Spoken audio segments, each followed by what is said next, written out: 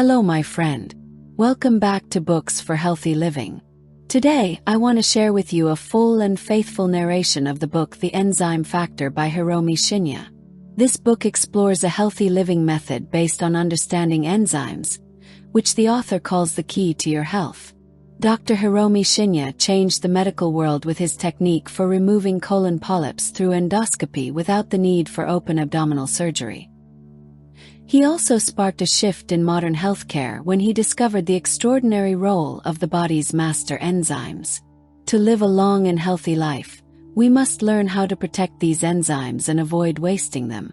With more than 30 years of medical experience, Dr. Shinya shares what he has learned about supporting and preserving the enzymes that keep our bodies alive. In this book, he introduces a method for longevity and wellness that he developed through years of study along with the help of many dedicated colleagues. How can we live long and live well?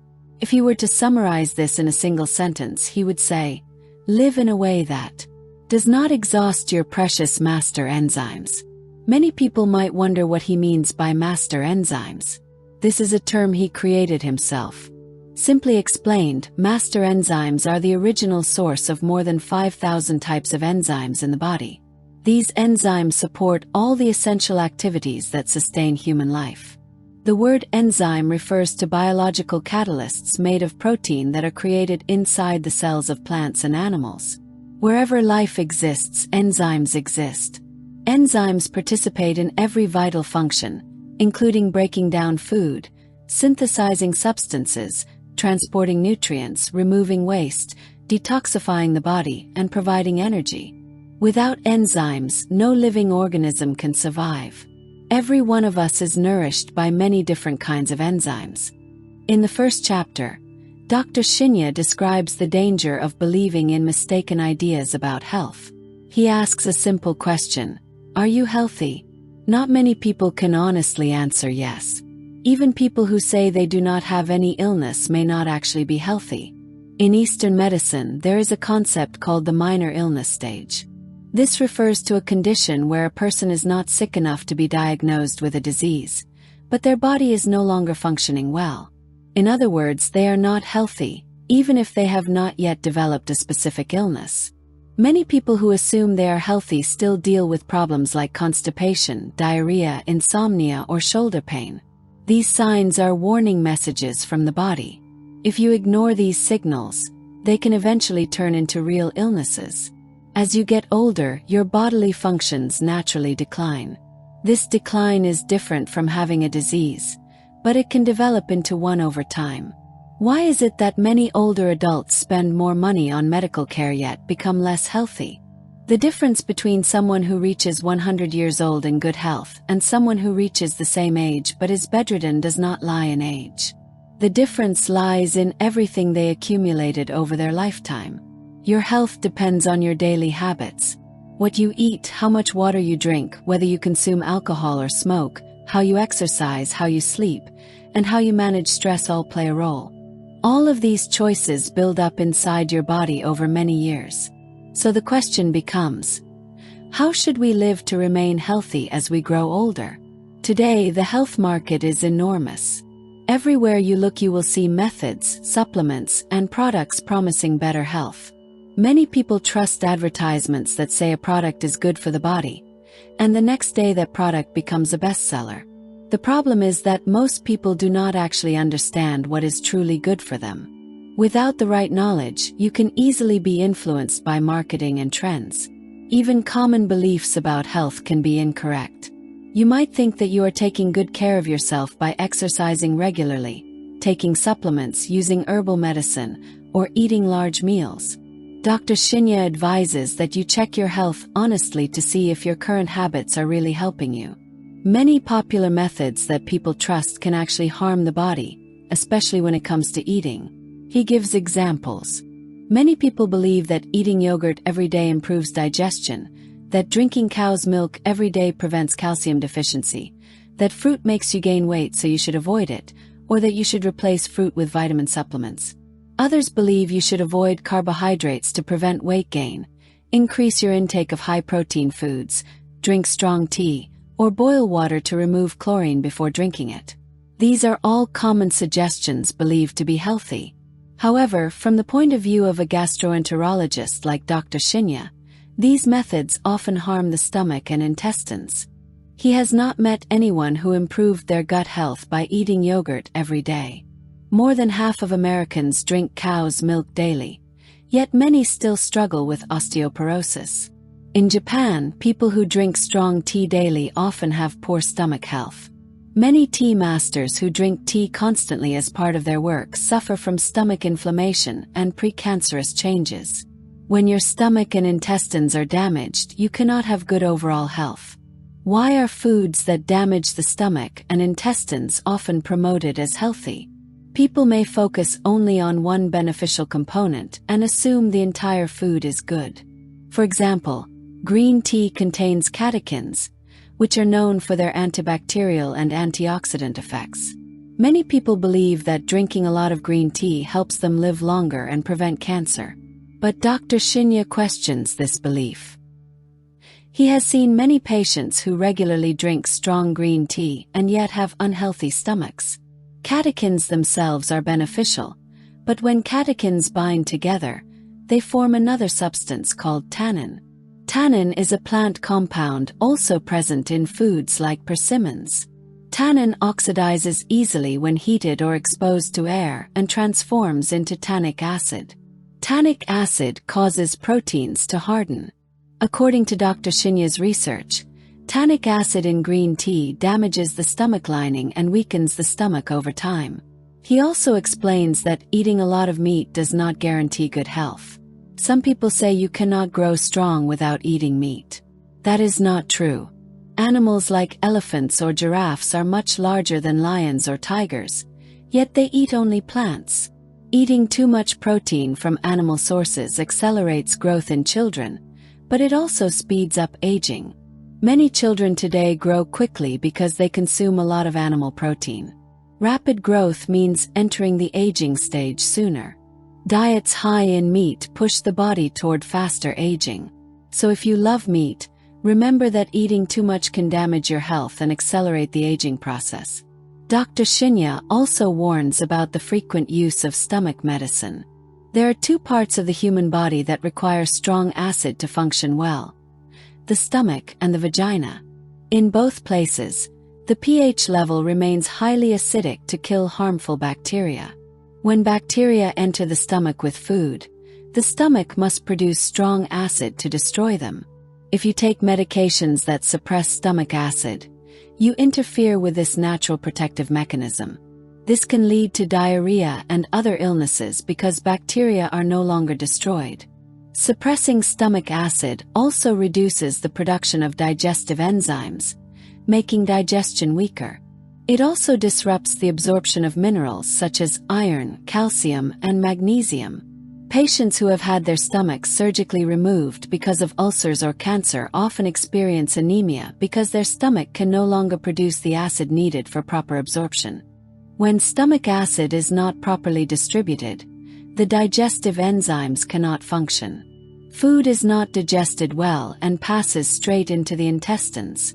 Foods that should normally be broken down and absorbed begin to stagnate instead. The temperature inside the intestines is close to 37 degrees, which is similar to a hot summer day. When food remains stuck in that warm environment, gas forms and unusual odors develop. Fermentation happens in the wrong way. This creates conditions that allow harmful bacteria in the intestines to grow, which lowers the body's immunity. In this situation, bacteria that were not destroyed in the stomach have even more opportunity to multiply. So it would actually be surprising if a person did not feel discomfort. This is why I say that the more you take stomach medicine, the weaker your stomach becomes. So how should we solve this issue? The answer is simple. You must prevent the feeling of heaviness or bloating that makes you want to take these medicines. If you understand why heartburn or bloating happens, you can easily avoid it. Heartburn occurs when stomach acid flows back into the esophagus. The esophagus is naturally alkaline and very sensitive to acid. Normally, when acid refluxes, we swallow saliva without thinking about it. Saliva is alkaline and it washes the acid away from the esophagus. But when you eat too much or have poor digestion, the amount of acid that refluxes is too large for the saliva to neutralize. The esophagus then becomes inflamed. If stomach acid continues to rise, it is like pouring alcohol onto an open wound. You will feel burning, pain, and discomfort. When you take stomach medicine, the heartburn goes away because the medicine suppresses the reflux of stomach acid. To avoid this problem, we must make sure stomach acid does not flow upward. To do that, you should avoid overeating, smoking, drinking alcohol, drinking coffee, and so on. It is also very important to have your dinner 4 to 5 hours before going to sleep. You should go to bed with an empty stomach. All medicines are basically toxins. People in Japan use medicine very freely, but you must remember that every medicine places a burden on the body. Some people react poorly to Western medicine and believe that traditional herbal medicine is safe and has no harmful effects. That is not true.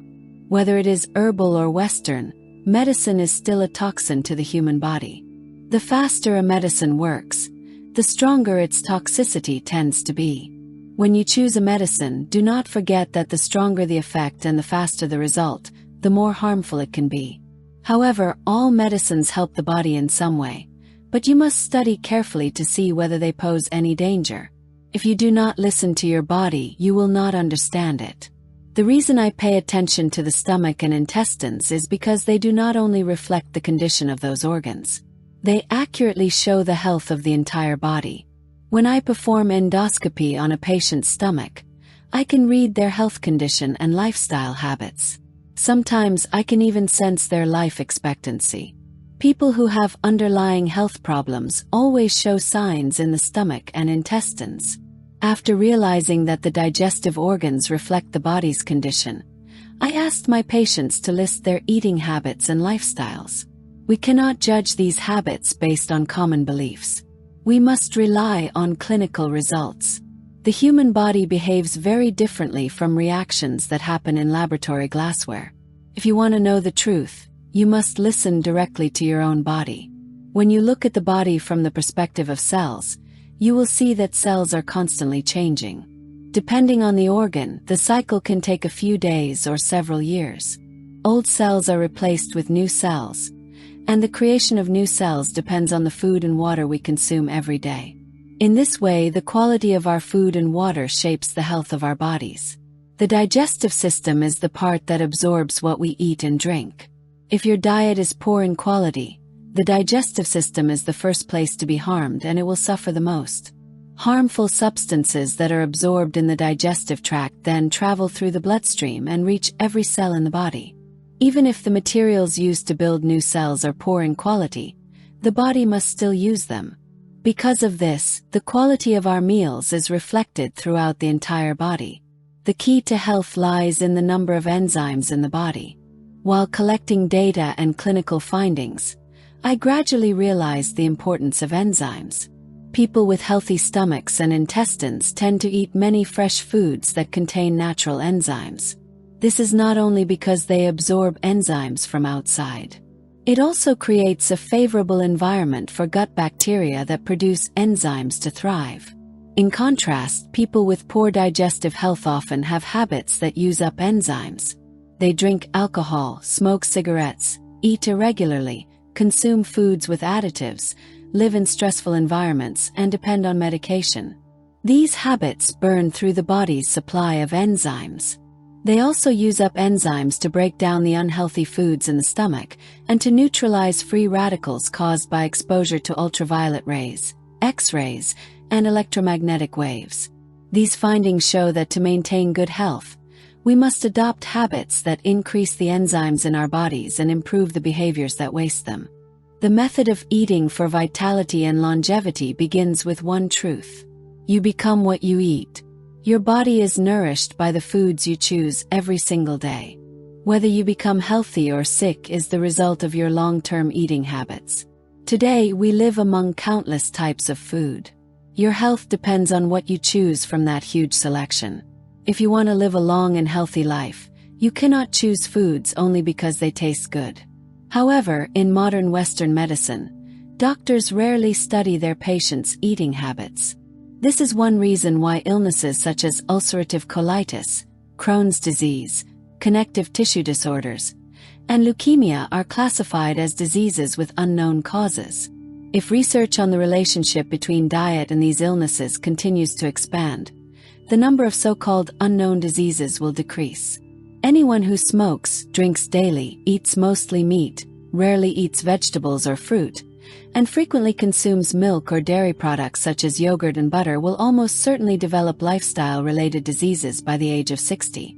From a genetic standpoint, people with weaker artery systems are more likely to develop high blood pressure, arteriosclerosis, or heart disease. People with weak pancreatic function are more likely to develop diabetes. When I study the eating habits of cancer patients, I find that most of them follow a diet heavy in meat, fish, eggs, and dairy. Younger patients often began this eating pattern at an early age, especially diets high in meat and dairy. Diseases that come from diet do not appear immediately. They build up slowly over time. Even if your body has not yet shown symptoms, it does not mean you are safe. Foods that contain enzymes are essential. Meat-eating animals like lions always eat the organs of their prey first because organs contain the most enzymes. People living in cold regions where plants do not grow, such as the Inuit, also eat the organs of animals first. Rabbits eat their own soft pellets to absorb nutrients and enzymes that were not digested the first time. Recently, diseases among livestock have increased. Can understand why. Their feed contains nutrients, calories, protein, vitamins, fats, and minerals based on modern nutrition guidelines, but it ignores enzymes. Without enzymes, no living organism can maintain life. These important enzymes are extremely sensitive to heat.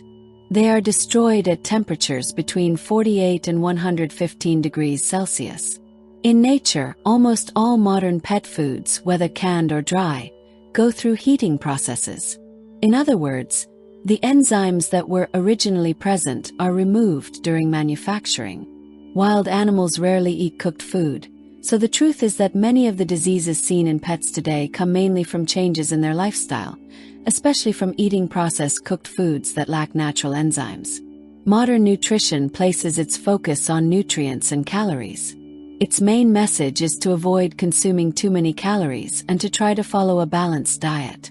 The standard daily calorie intake suggested is about 2,000 calories for an adult man and about 1,600 calories for an adult woman. Ideally, balanced nutrition is based on 4 food groups that are divided according to their main nutritional qualities. The first group includes dairy products and eggs. These foods provide protein, fat, calcium, and vitamins A and B2 and help nourish the body. The second group includes meat, fish, beans, and foods made from these ingredients. This group contains protein, fat, vitamins B1 and B2, and calcium, all of which support growth and blood formation. The third group includes vegetables and fruits, which contain many vitamins, minerals, and dietary fiber that help keep the body stable. The final group includes grains, sugar, and oils, which provide carbohydrates and fats that serve as key sources of energy for the body. However, none of these groups mention enzymes at all. Of course, identifying the amount of enzymes in food is not easy.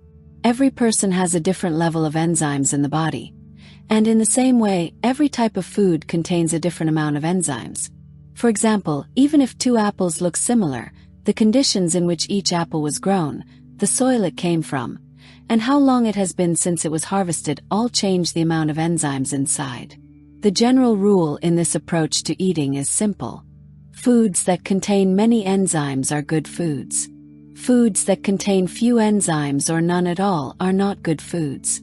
Because of that, the best choice is to eat foods grown in soil that is rich, fertile, and full of minerals without the use of chemicals or pesticides, and to eat them as soon as possible after they are harvested.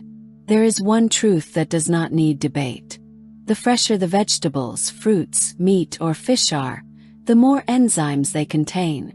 The reason fresh food tastes delicious to us is because it is full of living enzymes. Unlike animals, we humans cook our food. We boil, fry, grill, and bake. Since enzymes are extremely sensitive to heat, cooking time destroys more and more of them. However, this does not mean that we can or should eat everything raw. This is why choosing ingredients, preparing them, and eating them correctly are all very important. I will discuss these methods in detail later. There is no oil that harms health more than margarine. Among all processed foods, margarine contains the highest amount of trans fats. Many people believe that margarine, which is made from vegetable oil, is healthier than butter made from animal fat because it contains less cholesterol. In reality, this belief is completely mistaken. There is almost nothing more harmful to health than margarine. When I guide patients on healthy eating, I even tell them that if they have margarine at home, they should throw it away immediately. By nature, vegetable oils remain liquid at room temperature because they contain high levels of unsaturated fats. In contrast, animal fats remain solid at room temperature because they contain more saturated fats. However, margarine is a vegetable oil that is solid.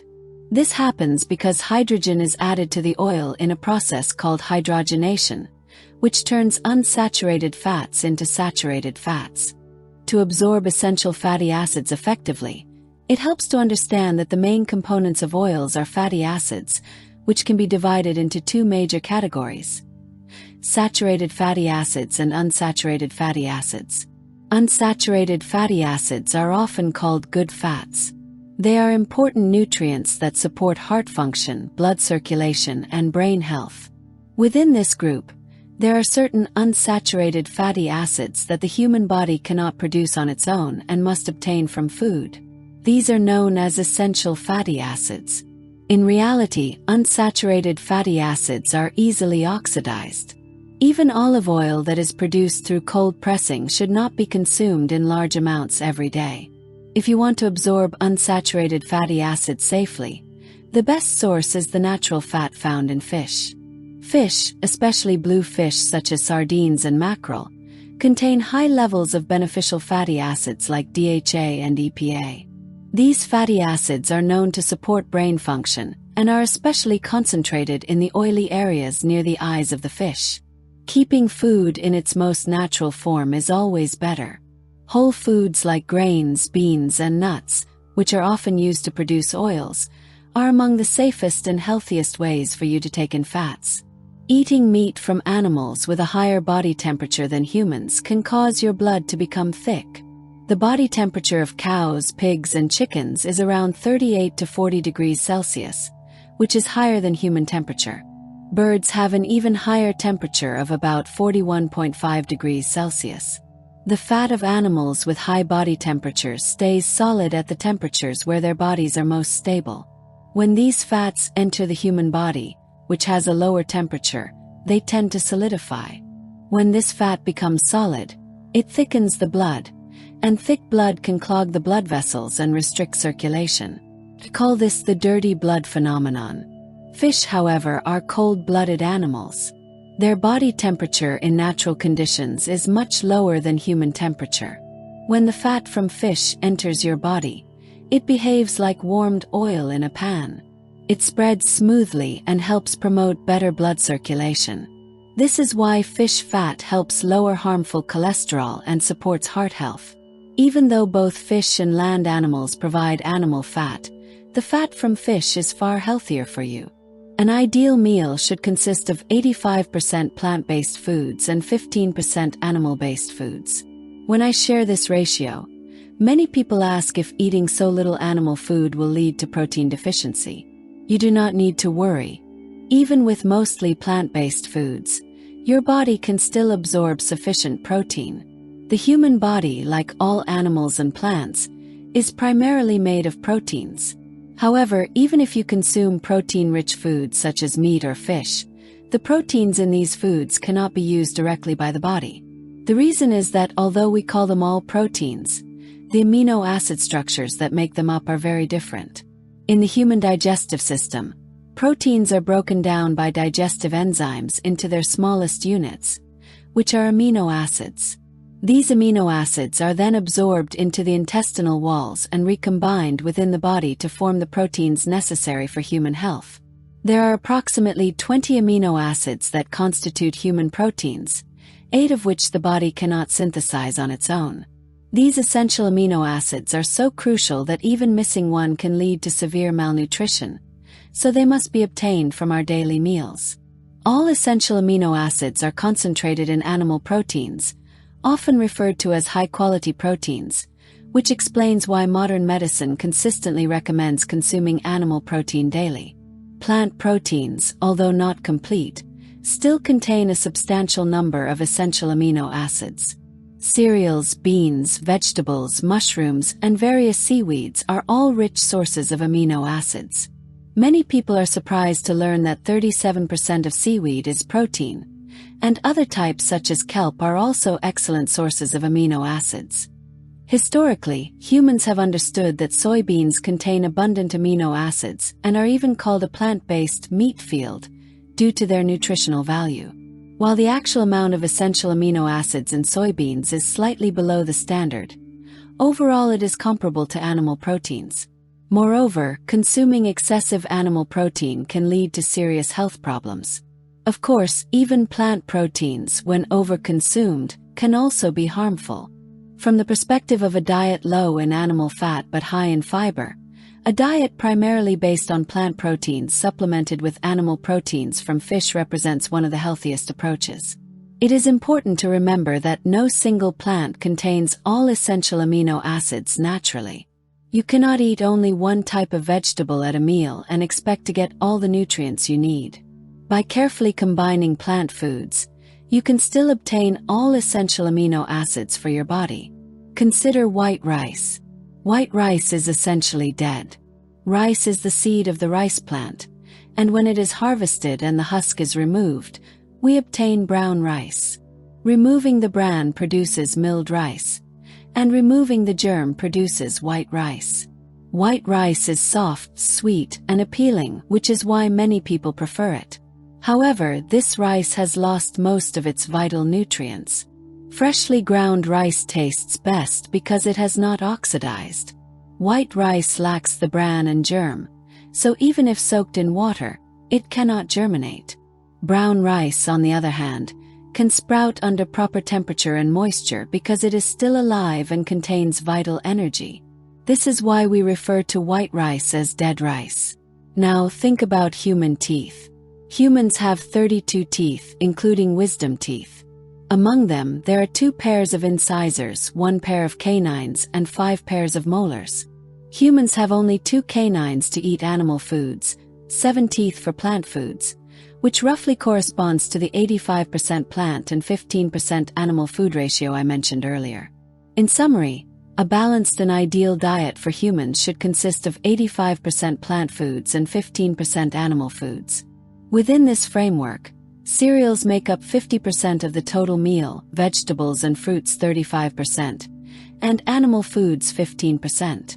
For cereals, it is best to choose unrefined grains.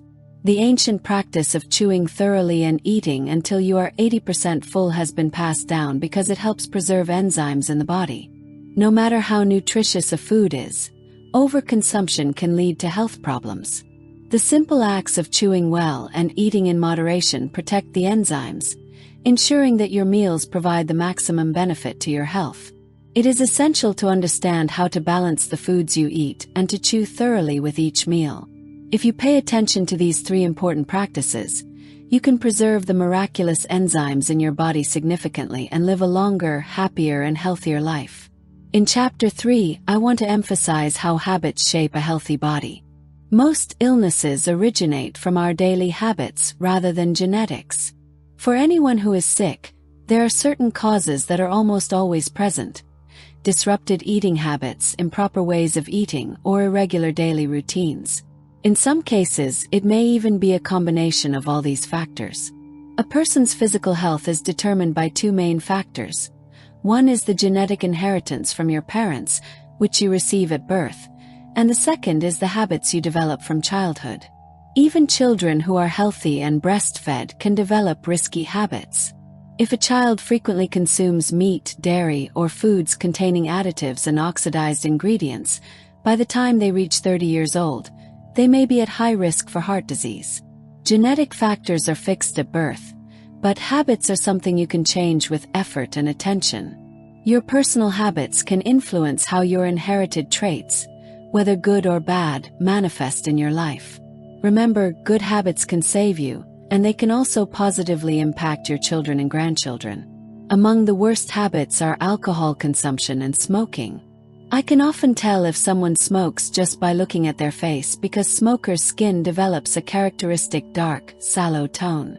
Why does smoking cause the skin to darken? Smoking damages blood vessels, reducing the supply of oxygen and nutrients to the skin cells, which accelerates aging and prevents the removal of cellular waste. In other words, the sallow skin color reflects the accumulation of toxins within the skin cells. Both alcohol and tobacco generate a large number of free radicals in the body. To neutralize these free radicals, our body relies on antioxidant enzymes such as superoxide dismutase. People who smoke regularly are often deficient in vitamin C because this vitamin is also an antioxidant, which is used up quickly when neutralizing free radicals. Enzymes, much like money in a savings account, can be depleted when overused. If you spend recklessly, your savings will run out. Maintaining a proper diet and living a balanced lifestyle is like adding a little money to your savings each day. If you consume moderately and wisely, you will have reserves to rely on when necessary. However, if you continue to overspend every day, you will eventually face a huge debt. Habits also play a critical role in specific health conditions. For example, sleep apnea can be improved by changing daily routines. Many people today are concerned with obstructive sleep apnea, and the solution can be surprisingly simple. Before going to bed, it is crucial to avoid eating for at least 45 minutes. This means going to sleep with an empty stomach. The human body operates on a principle that the airways should only carry air. If there is still food in the stomach when you lie down to sleep, it can rise toward the throat. To prevent food from entering the airway, the body narrows the respiratory passage, which can lead to interrupted breathing. In my observation, airway obstruction is the primary cause of sleep apnea, and this principle applies even to patients who are overweight. Eating right before bed also affects insulin production. When you eat late at night, your body produces insulin, which converts the nutrients into fat. Even if you consume the same food, eating late makes you more prone to gaining weight. Therefore, it is not obesity that causes sleep apnea.